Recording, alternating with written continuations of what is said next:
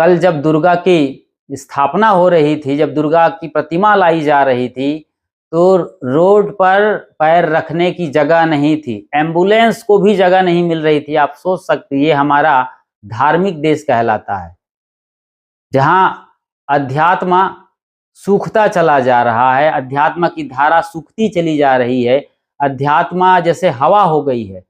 सिर्फ धर्म के नाम पर कर्म कांड, पाखंड, ढोंग, ढकोसले, भ्रम, अंधविश्वास, छू मंतर, जादू मंतर के नाम पर चमत्कार ही अपना पांव पसार रहे हैं।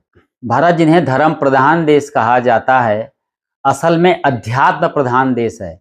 आत्मा को जगाने के लिए, आत्मा के अपने शिखर पर आपको विराजित होने के लिए इस तरीके से उत्सवों और आयोजनों का शुभारंभ हुआ था, लेकिन आप जागे नहीं, उल्टे सोते चले गए हैं।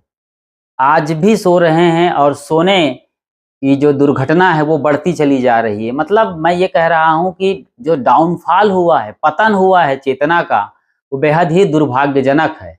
इस पर आगे हम चर्चा करेंगे, लेकिन आपको जागना चाहिए था। देवी जागरण के गीत गाए जाते हैं, जस गीत गाए जाते हैं। आपके अंदर की जो शक्ति है उसे उभारने के लिए, उसको प्रकट करने के लिए इस तरीके के गीत बने हुए हैं, पौराणिक ढंग से भी और धार्मिक परंपरा के रूप में भी। लेकिन आप उसे केवल गाने बजाने और मनोरंजन का साधन समझ गए हैं, उनके अर्थों में नहीं जाते हैं। आप उनकी गहराइयों में जाइए, वचनों की गहराइयों में जाइए, तो वहां पर आपको युद्ध के पूट मालूम पड़ेंगे। आपको तैयार रहना है। देश पर जो आक्रमण करते हैं, विदेशी ताकतें हैं, आंदोलनकारी हैं, आतंकवादी है और जो घुसपैठिए हैं, जो भी हम पर हमला करेंगे, उनके लिए हमें सदैव रानी लक्ष्मीबाई जैसे रणचंडी बनकर टूट पड़ना है, सुभाष चंद्र बोस जैसे लड़ पड़ना है और भगत सिंह जैसे एकदम युवा क्रांतिकारी होकर के उन आतंकियों और दुश्मनों के बीच में हमें सुतली बम फेंक कर बताना है कि हमारी औकात क्या है। यदि आगे बढ़े तो हम तुम्हें चीर डालेंगे, फाड़ डालेंगे, मार डालेंगे।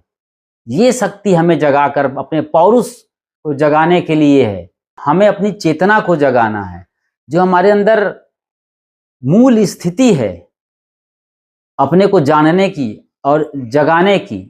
वहां हम बिल्कुल सोए हुए मालूम पड़ते हैं, गोबर पानी और मिट्टी पत्थर के सामने नाक रगड़ रहे हैं, भोग और मोक्ष मांग रहे हैं।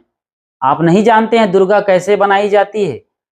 अभी अभी दुर्गा बनते आपने देखा है, शहरों में, बाजारों में, गांव के चौराहों में भी, कि लोग बांस की फट्टी खड़ी करते हैं, उस पर पुआल या पैरा लपेटते हैं, धीरे से मट्टी का लेपन करते हैं, बोरा लपेटते हैं, फिर थोड़ा सा चिकनाई उस पर प्रस्तुत करते हैं और रंगीन साड़ी पहनाकर जिस तरीके से रंग रोगन किया जाता है, नकली या असली, उनमें थोड़ा सा जेवर, उन्हें गहने पहनाए जाते हैं, मुकुट लगाए जाते हैं, आंख उघाड़ी जाती है, तो ये दुर्गा का रूप भव्य प्रतिमा के रूप में आ जाती है।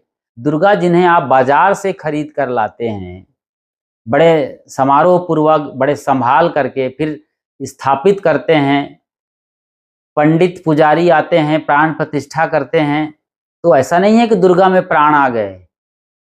दुर्गा में जब प्राण आ जाते तो फिर काली माई जो सदैव प्राणवान है कोलकाता में, वहीं बाजू में ट्रेनी डॉक्टर के साथ जो रेप और मर्डर कांड हुआ है, इतना खतरनाक कि पूरा देश उबल रहा था। पूरे डॉक्टर वहां पर मोमबत्तियां लेकर के रोड शो कर रहे थे, देश जैसे एक हो गया था। बावजूद इसके क्या काली माई जागी? काली माई चाहती तो एक थप्पड़ मार करके संजय राय को कहाँ भगा देती या मार डालती, पता नहीं चलता। लेकिन जो दुर्दशा होती है, इतनी देवी देवताओं के होते हुए 33 करोड़ या 33 प्रकार के देवी देवता यहाँ हैं, बावजूद इसके उस कोलकाता रेप और मर्डर कांड के बाद उसी कोलकाता में दर्जनों इस तरह की घटनाएं हो चुकी हैं। अब कौन चिल्लाएगा, कौन रोएगा, कौन छाती पीटेगा, कौन कैंडल मार्च करेगा? जब शासन भी नहीं जगता है, सरकार भी सोई रहती है, लोग मिले हुए हैं। आप देख रहे हैं हाथरस हादसा के मास्टरमाइंड रहे साकार भोले हरि उर्फ सूरजपाल जाटव, जिनको राजनीतिक संरक्षण मिलने से क्लीन चिट मिल जाता है, जो मुख्य जिम्मेदार हैं, सबको मालूम है। लेकिन ये है हमारा देश, जहां ऊपर से नीचे तक लोग भ्रष्टाचार में लिप्त हैं, तो फिर कहाँ नतीजा आएगा और कहाँ न्याय होगा। और उसके बावजूद आप मिट्टी पत्थर के भगवान के सामने गिड़गिड़ा कर भोग और मोक्ष मांगते हैं, कल्याण मांगते हैं, मुक्ति मांगते हैं। कुछ विचार तो करिए, विवेक तो करिए, कुछ समझिए तो सही चीजों को।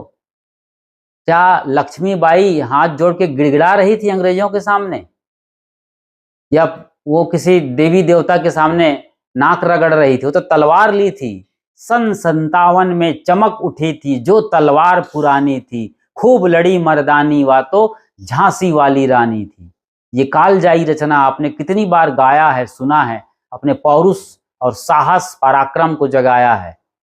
चिंगारी चिंगारी फूट पड़ती है, भुजाओं में ताकत उबाल मारने लगती है, लेकिन आप समझेंगे तब, जागेंगे तब। ये जगाने के लिए इस तरीके के उत्सवों का आयोजन किया जाता है। मैंने कहा ना शुरू में, 1000 साल बाद आप आएंगे तो दुर्गा के जैसे ही उनका अवतार घोषित कर दिया जाएगा। किनको? लक्ष्मीबाई को। और आप अगरबत्ती लगाने के अलावा, नाक रगड़ने के अलावा कुछ भी नहीं सीख सकते हैं, जबकि देश में कभी भी कुछ भी हो सकता है। आप देख रहे हैं उधर इजराइल और फिलिस्तीन लड़ रहे हैं, रूस यूक्रेन की लड़ाई सालों से चल रही है, भारत पाक का तनाव बना ही रहता है। अभी बांग्लादेश में क्या हालत थी आपने देख लिया। हम इतने तादाद में होने के बावजूद, हिंदू राष्ट्र कहते हैं भारत को, वहां कुछ भी नहीं कर पा रहे थे, तमाशा देख रहे थे, हिंदू मारे जा रहे थे। कहाँ थी ये दुर्गा?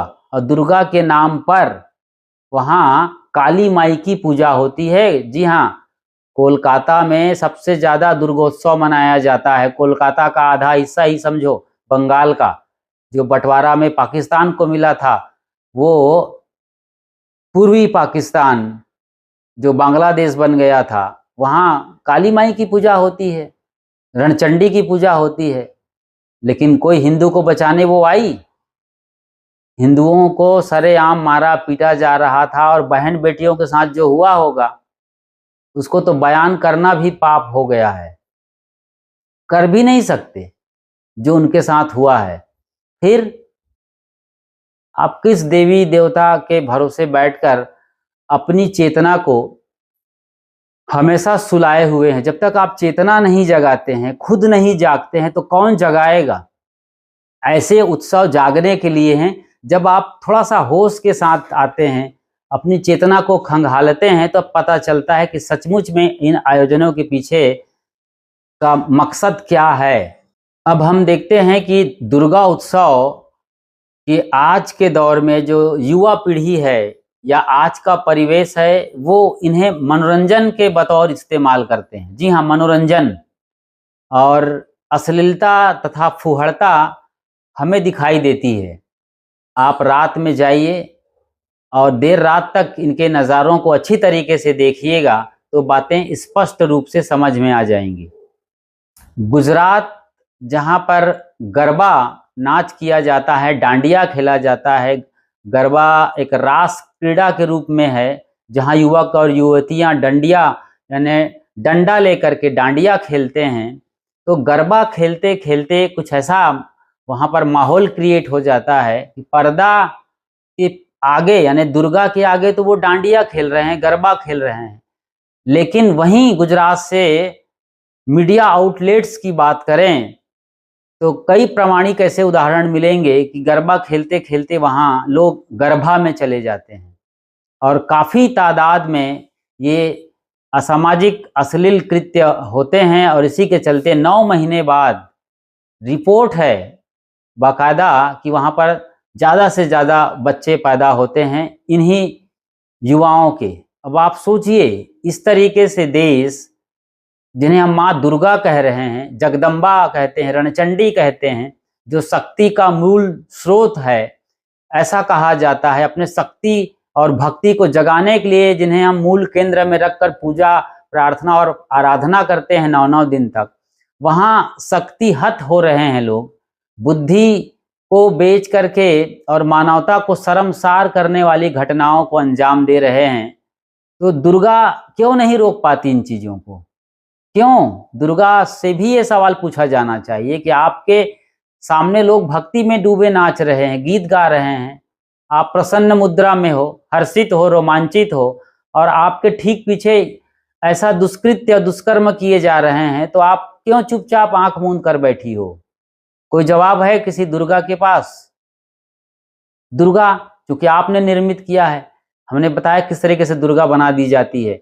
और जिस माँ ने आपको जन्म दिया है, जो असली जगदम्बा है, ये नकली जगदम्बा जिन्हें आप सजाकर पंडालों में बैठाए हैं, एक चूहिया तक पैदा नहीं कर पाती, एक मच्छर तक पैदा नहीं कर पाती। और जिस माँ ने आपको 9-9 महीने पेट में बड़े संभाल कर, असह्य पीड़ा सहकर, भयानक दर्द के साथ पैदा किया है, उसको आप आज बुढ़ापे में देख लीजिए। आप अपने घर की दशा, कुछ घरों को छोड़ दिया जाए तो बड़े बुजुर्गों की हालत बड़ी खराब है। कितनों के यहाँ तो उन्हें वृद्धाश्रम पहुंचा दिया गया है, और वहाँ जो बुरी स्थिति है वो और भयानक है।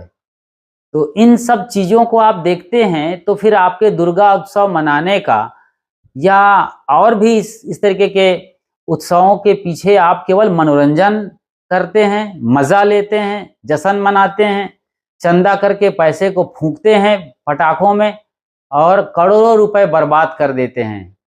उसके बाद जब दुर्गा या गणेश की विसर्जन की बारी आती है तो जो भयानक दृश्य देखने को मिलता है वो रोंगटे खड़े कर देते हैं। मैंने उसी कोलकाता में, मतलब बंगाल के अंदर का एक दृश्य देखा है जहां सबसे ज्यादा दुर्गा पूजा होती है, आज भी हो रही है बड़े पैमाने पर। बंगाल, उड़ीसा, आसाम, उत्तर भारत और मध्य भारत में दुर्गा पूजा का बड़ा माहौल बनता है और काफी तादाद में आयोजन किए जाते हैं। तो बंगाल में मैंने देखा है, वहीं गंगा सागर का एक दृश्य है जहां दुर्गा के विसर्जन के बाद जो दुर्दशा मैंने देखा है वो बयान करने लायक नहीं है, लेकिन फिर भी देश हित में मुझे बयान करना चाहिए। दुर्गा वहां पर बिल्कुल नग्न है, कमर में एक छोटा सा स्कर्ट जैसा वहां पर लगा हुआ है जो उनके उस अंग को ढक पाया है, बस इतना सा है। और यही दशा और दुर्दशा उस ट्रेनी डॉक्टर की रही है। रेप और मर्डर के बाद छोटा सा एक टुकड़ा उनके कमर में लिबास के तौर पर रहा है, बाकी उसकी टांग कहीं टूटी हुई है, कहीं गर्दन घूमी हुई है, छत विछत चेहरा, और जो कुछ हुआ है वो सब बयान कर रहा था। बताइए, वहीं दुर्गा, वहीं काली, वहीं इतनी उपासना, वहीं इतनी ताकत, ऊर्जा, भवानी सब है, और ये हो रहा है हमारे देश में। तमाम शक्तियों के बावजूद क्या हो रहा है हमारे देश में? छोटी छोटी बच्चियां भी नहीं बच रही हैं, 6-6 बरस की, 60 बरस की बुढ़िया भी नहीं बच रही हैं। ऐसी हैवानियत आ गई है। यदि महिषासुर सचमुच में राक्षस और असुर थे तो क्या आज असुरों और राक्षसों, जो कि वाकई में आतंकवादी के रूप में हैं, ये भ्रष्ट समाज के जो दरिंदे लोग हैं, क्या इनको रोकने के लिए सरकार, पुलिस और तंत्र किस तरीके से फेल हो रहे हैं? भाई, क्यों नहीं इसके लिए कायदे से काम किए जा रहे हैं, अच्छे कानून बनाए जा रहे हैं? सामाजिक स्तर पर इन पर बातें क्यों नहीं होती हैं? स्कूली स्तर पर क्यों नहीं पाठ्यक्रम में इन चीज़ों के लिए सिलेबस शामिल किया जाना चाहिए? और क्यों ना अपनी बहनों को, बेटियों को वीरांगना बनाने के लिए, रणचंडी का रूप देने के लिए, उन्हें इस तरीके के सेल्फ डिफेंस के लिए पढ़ाई क्यों नहीं होनी चाहिए उनकी? फिजिकली मैदान पर जब वो युद्ध कौशल सीखेंगी तो ऐसे दरिंदों को मार मार कर यूं ही चूहा बना देंगी या भुर्ता निकाल देंगी उनकी। ये होना चाहिए, लेकिन ये हो नहीं रहा है। ये हमारा देश है, बातें बहुत ऊंची ऊंची होती है, जमीन पर कुछ नहीं होता है। हो हल्ला मचा करके ऐसे ही विसर्जित कर देते हैं दुर्गा और गणेश को। जिस विभत्सता के साथ उन्हें विसर्जित किया जाता है वो बहुत ही दुखदायक है। कई दफा हमने देखा है कि समंदर किनारे या तालाब में इतनी सारी मूर्तियां इकट्ठी कर दी जाती हैं, फेंक दी जाती हैं, और जब उन्हें डुबाया जाता है, विसर्जित किया जाता है, तो इस तरीके से धक्का मारा जा रहा है जैसे कोई वो 9 दिनों तक जबरदस्ती उनके घर में घुसी रही है या उनके घर में अड्डा जमाए हुए थे। धक्का मार के जैसे कोई दुश्मन के तरीके से उन्हें पानी में धक्का मार दिया जाता, धकेल दिया जाता है बड़ी बेरहमी के साथ। तो ये दृश्य तो रुला देने वाला है। एक संवेदनशील आदमी ये दृश्य देख भी नहीं सकता है। लोग कैसे करते हैं? आपके घर में मेहमान आए, 9 दिन तक आप उनकी सेवा करो, पूजा करो, आरती करो, भोग लगाओ और कपड़े लत्ते भी उनको नए नए दो, और आखिरी 9वें दिन जब उनकी जाने की बारी आए तो खूब गाली गलौज करो, यहाँ तक कि धक्के मार के बाहर कर दो और बोलो कि अगले बरस फिर तू जल्दी आ, हे मैया जल्दी आना, हे प्रभु जल्दी आना। तो ये क्या है? कुछ विचार करते हैं, कुछ सोचते हैं? चेतना क्यों नहीं जग रही है? ये हम आपसे सवाल कर रहे हैं कि इतने बड़े उत्सव किए जाते हैं, उनके खिलाफ हम जरा भी नहीं हैं। चेतना जगनी चाहिए, वो चेतना नहीं जग रही है। न तो आप गणेश के उस कार्टून चित्र से सीख रहे हैं जो मूर्ति के रूप में स्थापित करते हैं। बाल गंगाधर तिलक ने जिनकी स्थापना चौराहों पर शुरू करी थी, देश को इकट्ठा करने के लिए, ये कहा जाता है अंग्रेजों के खिलाफ वो इकट्ठा किए, क्योंकि अंग्रेज फूट डालो राजनीति करो के नाम पर देश को तहस नहस कर रहे थे। चलिए मान लेते हैं किस तरीके से हुआ है, लेकिन आप गणेश के उस चित्र से क्यों नहीं सीखते कि उस बड़े सिर से सीखो कि आपको विशाल मस्तिष्क वाला, अच्छी समझ वाला आदमी होना चाहिए। आंखें छोटी छोटी हैं गणेश की, इसका मतलब होता है कि आपकी पैनी नजर होनी चाहिए अपने भीतर, अपने विचारों के प्रति भी और बाहर देश दुनिया में जो हो रहा है। तभी आप सही आकलन करके सही फैसला लेंगे, क्योंकि गणेश का मतलब होता है गण का ईश, गणपति, जो समूह का मालिक है। जैसे घर का मालिक कोई हो, जो भी हैं आप, बड़े बुजुर्ग, माँ बाप, अभिभावक, ऐसे ही गांव का सरपंच और मुखिया, फिर एमएलए, एमपी और कलेक्टर भी एक जिला का मुखिया होता है, ऐसे ही मुख्यमंत्री, प्रधानमंत्री, राष्ट्रपति। इनको गणेश के उस कार्टून चित्र से सीखना चाहिए। आप अच्छी तरीके से समझें इस चीज को। जी हाँ, बड़े बड़े कान हैं, हाथी के कान, तो इसका मतलब ये होता है कि आप सबकी बातों को सुने। जैसे कि कहानी में भी जानते हैं, पार्वती नहा रही थी और अपने मैल को निकाल कर उन्होंने गणेश का वो मूर्ति बनाई और प्राण प्रतिष्ठा की। कहानी है, थोड़ी देर सुन लीजिए। सच्चाई तो बहुत दूसरी चीज है, लेकिन समझने के लिए है। फिर उनके बाप आते हैं जो वाकई में उनके बाप नहीं हैं, फिर लड़ जाते हैं उनसे और काट देते हैं गणेश के गर्दन। होना तो यही चाहिए था कि फिर से गणेश का गर्दन लगा देते, 2 सेकंड की बात थी। अब वो हाथी ढूंढने गए, फिर बड़ी मुश्किल से कैसे लगाए, बहुत सारी बातें और सवाल खड़े कर देते हैं ये सब चीजें।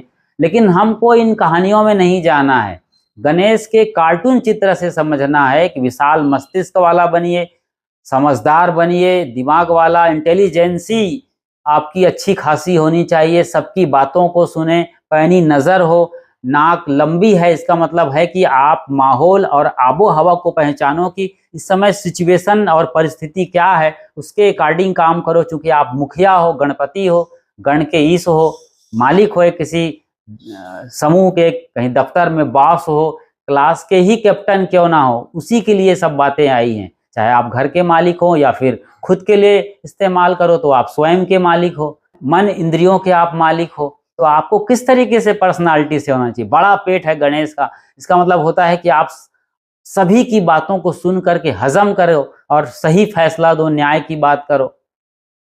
ये पूरे गणेश के कार्टून को समझना है। ऐसे ही दुर्गम लड़ाई लड़ना है आपको तो तमाम हथियार चाहिए, हर तरीके की बुद्धिमत्ता चाहिए, शरीर बल भी होना चाहिए, तन मन और वचन में भी आपके ताकत होनी चाहिए, तब जाकर के आप किसी भी फील्ड में आगे बढ़ सकते हैं। जैसे आप विद्यार्थी हैं, एग्जाम देना है आपको, या फिर जॉब के लिए इंटरव्यू देना है, तो ऐसे ही बैठे बैठाए हाथ पर हाथ धरे कुछ नहीं करने वाले हैं। आप मेहनत करिए, अच्छी खासी पढ़ाई करिए, समझ बूझ के साथ पढ़िए, होमवर्क करिए, राइटिंग में प्रैक्टिस करिए, क्योंकि 3 घंटा लिखना है आपको लगातार, तभी तो एग्जाम पास करेंगे। खाली रट्टा मारने से पास हो जाएंगे, राम राम जपना और पराया माल अपना नहीं। या फिर वो प्रदीप मिश्रा जी आ जाएंगे जो कहते हैं कि साल भर मत पढ़ो बच्चे, कोई बात नहीं है, मगर एग्जाम के दिन में बेलपत्ती के वो चिकने वाले हिस्से पर लगा लेना शहद और चिपका देना शिव के चिन्ह पर, और अच्छे खासे नंबर से पास हो जाओगे। तो ऐसे टोटकाचार्य भी आपको पास करने वाले नहीं हैं, इसलिए ऐसे झांसे में आप मत आओ ये ओझा सोखा बैगा के। ये सब अपना पेट धंधा चलाने के लिए सस्ता नुस्खा बांटते रहेंगे, और आप किसी भी तरीके से उत्सव को सस्ता नुस्खा मत बनाइए, वरना आपकी भी दुर्गति ऐसी ही होने वाली है। अपनी जिंदगी की दुर्गम लड़ाई लड़ने के लिए आप इन 9 देवियों के अलावा भी हमारे इतिहास के पन्नों में से और आज वर्तमान दौर में जो देवियां हैं, नारी शक्ति हैं, उनसे आपको सबक लेनी चाहिए, सीखनी चाहिए। जैसा कि हमने पहले ही जिक्र किया है झांसी की रानी लक्ष्मीबाई से आप सीखिए, और अहिल्याबाई ये वो रही हैं जो आज़ादी के लिए, धर्म के लिए बहुत बड़ा काम किए हैं। जी हाँ, इसके अलावा आप जो है झलकारी बाई है, अवंतिका बाई है, वर्तमान में आप देख सकते हैं तो कल्पना चावला, सुनीता विलियम्स से आपके बच्चों को इंस्पायर करिए कि वो अंतरिक्ष यात्री बने और पूरी दुनिया के लिए, मानवता के लिए काम करें, एक बड़े मिशन पर जाएं, जो एनवायरनमेंट है उस पर काम करें।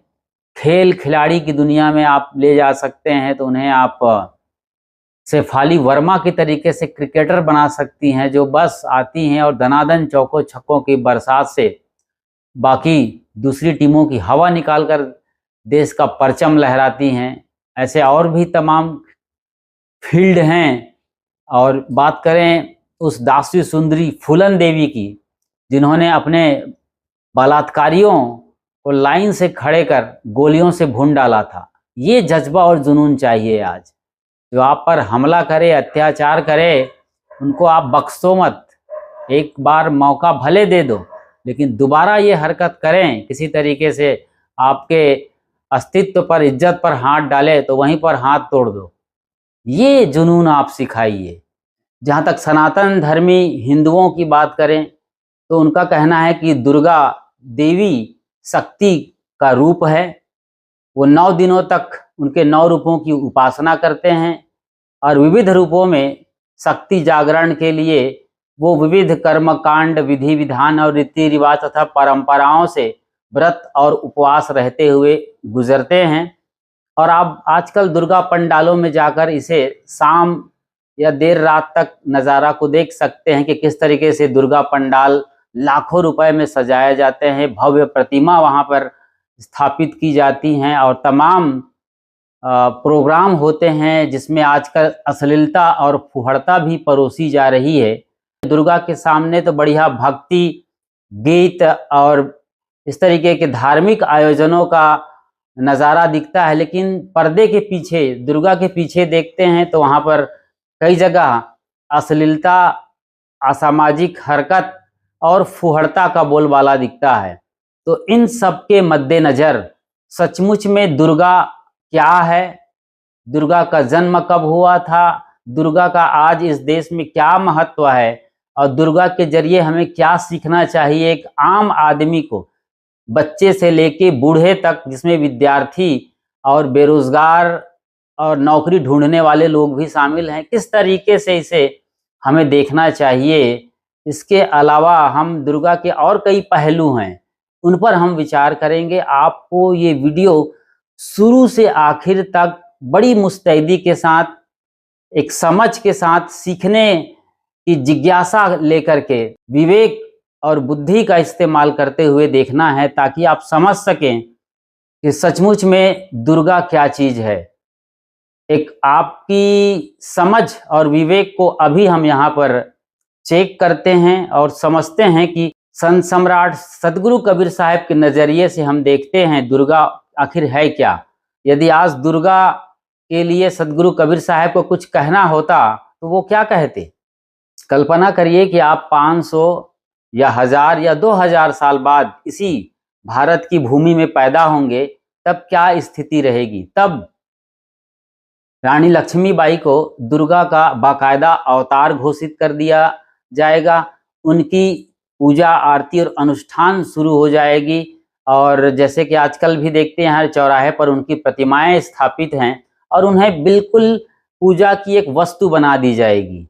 मतलब आप पूजिए उन्हें, सीखिए उनसे कुछ नहीं, ना आपको उनको इतिहास जानने से मतलब है, ना उनके पराक्रम को जानना है आज देश को, ना कुछ सीखना है। बस एक पूजा की वस्तु है, पूजा करिए, फूल माला चढ़ाइए, चंदन टीका करिए, जयकारा लगाइए और रानी लक्ष्मीबाई की इतिश्री हो जाती है। ये आने वाले दिनों में आप अच्छी तरीके से देखने वाले हैं। इतिहास के मद्देनजर देखते हैं तो रानी लक्ष्मीबाई, जिनका नाम मणिकर्णिका था, जिन्हें आप बाकायदा बचपन में मनु के नाम से जानते हैं, उनका जन्म 1 जनवरी 1828 के साल में काशी यानी बनारस में हुआ था, जहां कबीर साहब पैदा हुए थे। बाद में उनकी शादी गंगाधर राव से हुई थी और चूंकि जल्दी ही उनके पति का स्वर्गवास हो गया था, इसीलिए उन्होंने रामचंद्र नाम के एक बच्चे को गोद लिया था और उसी गोद लिए बच्चे को पीठ पर लाद कर, चादर से बांधकर उन्होंने फिरंगियों के साथ, अंग्रेजों के साथ लोहा लिया था। लेकिन आप न तो अपना पराक्रम जगाएंगे, न शक्ति को समझेंगे और न ही अपने अंदर की चेतना को जगाएंगे, न बुद्धि न विवेक, बस केवल ऐसे यूं ही हाथ जोड़कर आसमान को देखकर गिड़गिड़ाने वाले और जड़ पिंडियों, माटी गोबर पत्थर के सामने नाक रगड़ने वाले बने रहेंगे। ये सच्चाई है इस देश की। जो अपने आप को कट्टर सनातनी कहते हैं वो आज ये कर रहे हैं। न वो लक्ष्मीबाई से सीख रहे हैं, न दुर्गा देवी से सीख रहे हैं। माँ दुर्गा को यदि हम पॉजिटिव तरीके से देखें तो हमारे अंदर शक्ति के संचार करने के लिए इस तरीके के आयोजन किया जाता है, तब उनका पूजना, उनका उत्सव मनाना, उनके नाम पर गरबा और डांडिया खेलना और तमाम ऑर्केस्ट्रा और भक्ति, महिमा, गीत, संगीत, डीजे और जो भी उनके नाम पर हो रहा है उसकी कुछ सार्थकता है। वरना केवल मनोरंजन के रूप में आप देखते हैं तो भारत कभी आगे नहीं जा रहा है, बल्कि अपने को कमजोर करता हुआ सदा पीछे जा रहा है और उल्टे अश्लीलता और फुहड़ता के जाल में हमारी युवा पीढ़ी दुर्गोत्सव के नाम पर फंस रही है, गिर रही है, डूब रही है। तो ये एक पतन का सिलसिला शुरू हो गया है, जहां उत्थान का सिलसिला शुरू होना चाहिए था। साहस, शौर्य और शक्ति का स्रोत आपके अंदर फूटना चाहिए था, वो नहीं हो रहा है। यही इस देश का दुर्भाग्य है।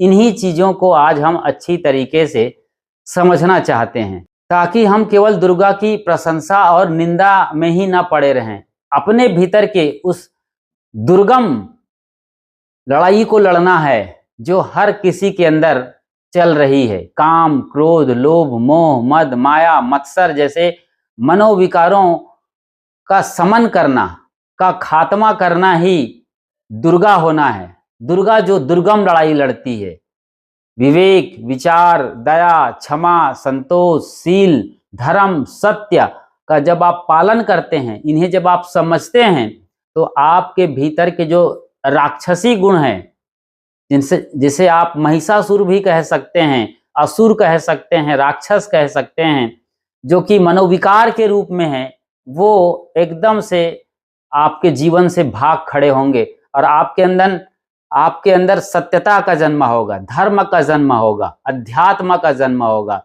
भारत जो अध्यात्म के शिखर को छुआ है, बुद्ध, महावीर, कबीर, सहजोबाई, मीराबाई, राबिया के जरिए, और जो हमारे क्रांतिकारी हुए हैं, अशफाक उल्लाह खां, भगत सिंह, चंद्रशेखर आजाद, सुभाष चंद्र बोस, खुदीराम बोस, मंगल पांडे से लेकर यहाँ रानी लक्ष्मीबाई, अवंतिका बाई और अन्य जो वीरांगनाएं हुई हैं, जिनका नाम न्यू के अंदर दब गए हैं इतिहास में, कभी हम जान भी नहीं पाएंगे, उन्हें हम सच्ची श्रद्धांजलि समर्पित कर पाएंगे।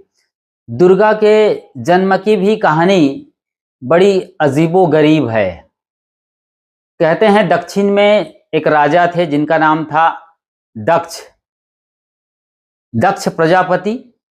वो एक यज्ञ कर रहे थे, बड़ा अनुष्ठान कर रहे थे।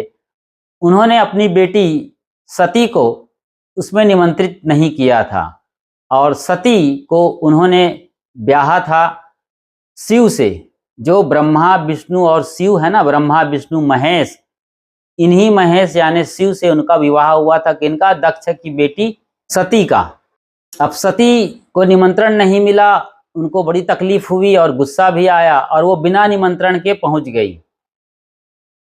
जब पहुंची तो काफी अवहेलना हुई कि आप बिना बुलाए क्यों आई यहाँ पर, और उनकी अपमानजनक टिप्पणियां उन पर होने लगी, अपमान किया गया। उसको वो सती बर्दाश्त ना कर सकी और जो हवन कुंड वहां पर निर्मित किया गया था उनके अपने मायके में उनके पिता के द्वारा अनुष्ठान के लिए, उसी में वो अपने को आहुति दे देती है, अपने कर कुर्बानी न्यौछावर कर देती है, वो मारी जाती है। शिव को जब पता चलता है किस तरह की घटना हुई है, वो आते हैं, उनका भी अच्छा खासा अपमान होता है। और वहीं पर यह कहा जाता है कि उनके क्रोध से, जी हाँ, शिव के क्रोध से, त्रिनेत्र से, प्रचंड तांडव से दुर्गा का जन्म होता है और वही दुर्गा राजा दक्ष के मृत्यु का कारण बनती है। ये दुर्गा के जन्म का पहला उदाहरण है। दूसरा, ऐसे कई उदाहरण हैं, तमाम किंवदंतियां हैं, कथाएं हैं, तमाम पुराणों और धार्मिक ग्रंथों में आप अच्छे तरीके से जानते हैं। दूसरा जो बड़ा एक उदाहरण आता है, किंवदंती है, वो कथा ये कहती है कि महिषासुर जो राक्षस राज था, महिष मतलब भैंसा होता है, असुर मतलब दानव और राक्षस, तो महिषासुर बड़ा पराक्रमी पौरुष वाला राजा रहा है। उसे मूल निवासी, आज जो आदिवासी हैं भारत के, वो अपना राजा मानते हैं। इस देश के एक बड़े कद्दावर और ताकतवर पावरफुल राजा के रूप में देखते हैं। तो उनके लिए बात आती है कि उनके प्रचंड और महिमा से पूरा देवलोक हिल गया था। देवताओं को ये लगता था कि ये हमारा राज हथिया लेगा। इंद्र भी डर गया और भागे भागे इंद्र फिर शिव के पास आते हैं। और महिषासुर के जन्म की भी कहानी बड़ी अजीबोगरीब ये है कि ब्रह्मा विष्णु महेश ने मिलकर ही इनको जन्म दिया था। इनकी वजह से ही महिषासुर का जन्म हुआ था, क्योंकि ब्रह्मा तो हिंदुओं में सृष्टि करता है, तो फिर महिषासुर कहीं आसमान से तो अलग से नहीं टपक जाएंगे, ना धरती फोड़ के आएंगे, ठीक है। लेकिन उनका अपना पराक्रम, सत्यनिष्ठा और जो उनकी महिमा रही है, इसके चलते सिंहासन डोलने लगा इंद्र का। तो फिर भागे भागे इंद्र शिव के पास आते हैं। शिव का त्रिशूल भी फेल हो जाता है महिषासुर के सामने, यहाँ तक कि विष्णु का सुदर्शन चक्र भी काम नहीं करता है और ब्रह्मा का साप भी कोई काम नहीं आता है। इन्हीं त्रिदोहों से उनका जन्म हुआ था, लेकिन इन्हीं तीनों की चरम शक्तियां भी महिषासुर को न तो पकड़ पा रही है, न रोक पा रही है, और सर्वत्र त्राहिमाम मचा है। ये हिंदू पौराणिक साहित्य में आप आराम से पढ़ सकते हैं। फिर बड़ी चिंता का विषय बन गई। 10 देवताओं ने और सबने मीटिंग करी, सब इकट्ठे हुए और सबने फिर एक ऐसी शक्ति का सृजन किया जिन्हें दुर्गा कहा गया। एक युवा लड़की का सृजन किया गया। अब सोचिए जरा, भारत में ऐसा संभव है? अभी ना तो वो जन्म ली है रोती हुई, ना उसका शैशव अवस्था है, ना कुमारी अवस्था है, सीधे एकदम युवा अवस्था को प्राप्त दुर्गा देवी का रूप यहाँ सृजित हो गया। ऐसे तो हमारे देश में आविष्कार होते रहते हैं, पता नहीं बाकी दुनिया में ऐसा होता है कि नहीं होता है, आप सब अच्छी तरीके से जानते हैं। तो दुर्गा नाम की शक्ति का आवाहन किया गया और सबने अपना अपना अस्त्र शस्त्र उन्हें भेंट किया। त्रिशूल दिया शिव ने, सुदर्शन चक्र दिया विष्णु ने, इंद्र ने अपना वज्र दिया, और इस तरीके से उन्हें 8 भुजाधारी के रूप में आज आप देखते हैं, जो शेर पर सवार है, मुकुटधारी है, प्रचंड वेगवती है, सिंदूर भी है। ये भी गजब की बात है। पहली दफा आपने देखा तो वहां पर शिव की पत्नी के रूप में दिखाया जाता है। जी हाँ, सती जब हो जाती है वहां पर कुंड में अपने आप को कुर्बान कर देती है, तो वहीं पर उनके क्रोध से ही, अब वो शिव की पुत्री कहें कि शिव की पत्नी कहें, बड़ा असमंजस है पौराणिक ग्रंथों में भरी, ये घोटाला है एक तरीके से। यहाँ भी हम देखते हैं तो देवताओं ने उन्हें जन्म दिया। अब कैसे जन्म दिया, सवाल खड़े करने वाले बहुत तरीके से सवाल करते हैं भाई कि दुर्गा के माँ का क्या नाम है, दुर्गा के माँ के साथ किसका संबंध हुआ होगा, क्या सभी देवताओं ने संबंध किया? समझ रहे हैं इन चीजों को, इशारा समझें आप, क्योंकि शब्दों को खोल कर कहना बहुत अच्छी स्थिति नहीं समझता मैं। तो इस तरीके से क्या सभी देवताओं के जरिए किसी नारी से संबंध होने पर दुर्गा का जन्म हुआ, या ऐसा ही हुआ है? आप सोचिए, विचारिए, नाम क्यों जिक्र नहीं आता है दुर्गा के माँ का? फिर दुर्गा सिंदूर लगाती हैं, चुनरी चढ़ाते हैं, आप 16 श्रृंगार से युक्त हैं माँ दुर्गा देवी, तो उनके पति कौन है? पति कौन है? पति का कोई जिक्र ही नहीं आता है यहाँ पर। और बिल्कुल सजी धजी युवा अवस्था को प्राप्त रणचंडी हैं वो। इसे आप मार्कंडेय पुराण में दुर्गा सप्तशती में भी पढ़ सकते हैं, जहाँ पर चंडी पाठ जिन्हें कहा जाता है, और दुर्गा के विभिन्न रूपों का जिक्र है जो अभी आने वाली नवरात्रियों तक जिनकी पूजा होने वाली है। जी हाँ, कहीं कभी शैलपुत्री, कभी कुष्मांडा, कभी कात्यायनी, कभी कुछ और नाम से आप, है ना, ब्रह्मचारिणी, जैसे कई नाम और भी आते हैं 9 दिनों तक। तो उनके विभिन्न रूपों और शौर्य की गाथा वहां पर गाई गई है। मार्कंडेय पुराण में दुर्गा सप्तशती, जिन्हें चंडी पाठ कहा जाता है, यहाँ पर इसका विस्तार से वर्णन, हम उस वर्णन में नहीं जाने वाले हैं। आप जानते हैं, समझते हैं, आप पढ़ सकते हैं।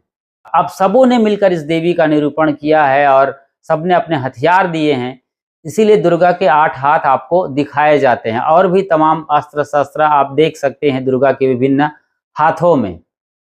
दुर्गा क्या एक कार्टून है, इस पर भी हम चर्चा करने वाले हैं, लेकिन अभी इसी चर्चा को आगे बढ़ाते हैं कि महिषासुर जो भैंसों पर बैठता था और आदिवासियों का राजा था, 9 दिन तक वो लड़ती रही और आखिरकार वो महिषासुर को मार देती है। महिषासुर मर्दनी कहलाती है।